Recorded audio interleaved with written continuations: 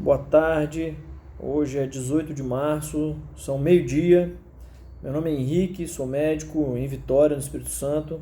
Queria pedir a gentileza de vocês passarem adiante esse vídeo e todos os outros contando informações técnicas e responsáveis, porque eu acredito que só tem um jeito da gente sair desse limbo do coronavírus, é via educação. Bom, é matemático, eu queria dar dois panoramas matemáticos e a gente vai fazer uma soma desses dois panoramas para vocês entenderem o que está acontecendo. A doença, nos casos graves, evolui para um negócio chamado insuficiência respiratória aguda. O que é isso? Seu pulmão para de funcionar e eu, como agente de saúde, coloco um tubo dentro da sua garganta e coloco esse tubo acoplado num aparelho chamado respirador. Esse aparelho, chamado ventilador mecânico, respira para você. Fechou? Quando o doente fica grave no coronavírus, não tem o que eu fazer, a não ser colocar você nesse respirador e esperar de 15 a 21 dias para conseguir tirar você. Essa é a média de intubação hoje na Europa, fechado? Na outra mão está uma outra conta de matemática. Os doentes ficam graves na mesma proporção que existe doente. Então não tem como eu ter 2 doentes e 25 graves, isso não vai existir. Vai existir muito doente, muito doente, muito doente, e a quantidade de doente grave que vai precisar do tal ventilador mecânico é proporcional. Quanto mais doente eu tiver, mais doente grave eu tenho. Fechou? Se eu unir essas duas contas de matemática, isso é muito preocupante. Por quê?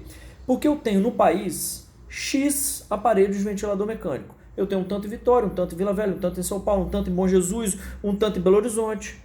E eu vou ter, se eu não tiver controle da doença, 2x, 3x, 8x de doente grave.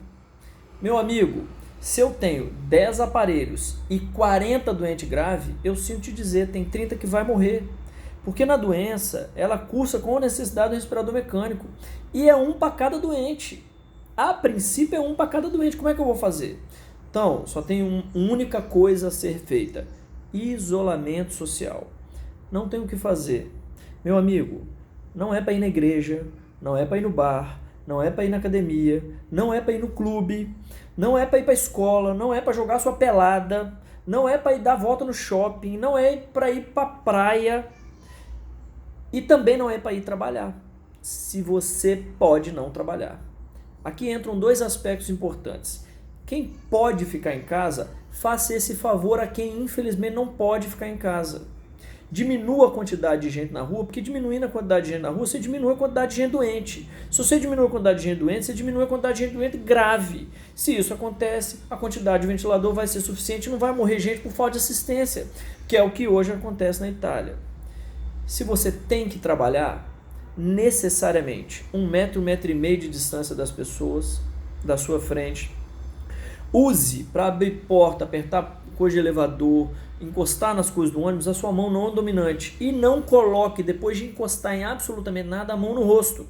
Porque se você tiver o vírus na mão e ele encostar na sua mucosa de boca, nariz ou olho, necessariamente você está doente a partir daquele momento. Presta atenção, a doença fica 2 semanas sem dar sintoma nenhum. Aquele cara do seu lado que aparece absolutamente saudável, ele já pode estar eliminando o vírus.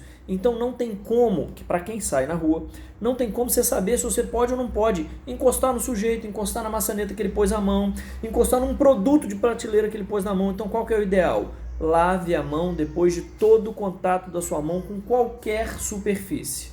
Fechado? E é um outro pedido. Você, empregador, pensa 2 vezes, cara. Se você realmente precisa do seu funcionário naquele dia daquela forma, se não está na hora de você dar uma outra função para ele, se ele não pode cumprir de um outro jeito. Fechado? Por último, eu queria alertar vocês do seguinte: a população que mais fica grave são os idosos e com doença.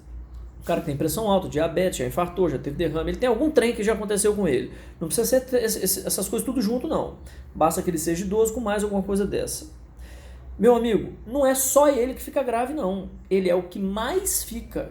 Mas você com 30, com 40, seus filhos, sua esposa, também pode ficar.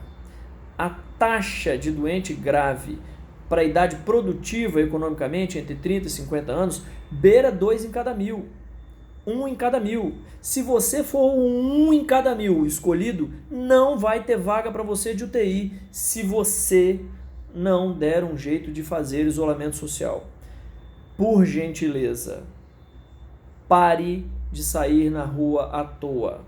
Não é férias, isso é extremamente necessário. Esse país está para viver uma epidemia assustadora em 3 semanas e a gente só tem um jeito de resolver isso, através de educação. Não tem remédio, não tem vacina, não tem perspectiva para que isso chegue tão logo, e isso não dura 2 semanas, dura 3 meses, 2, 3, 4 meses.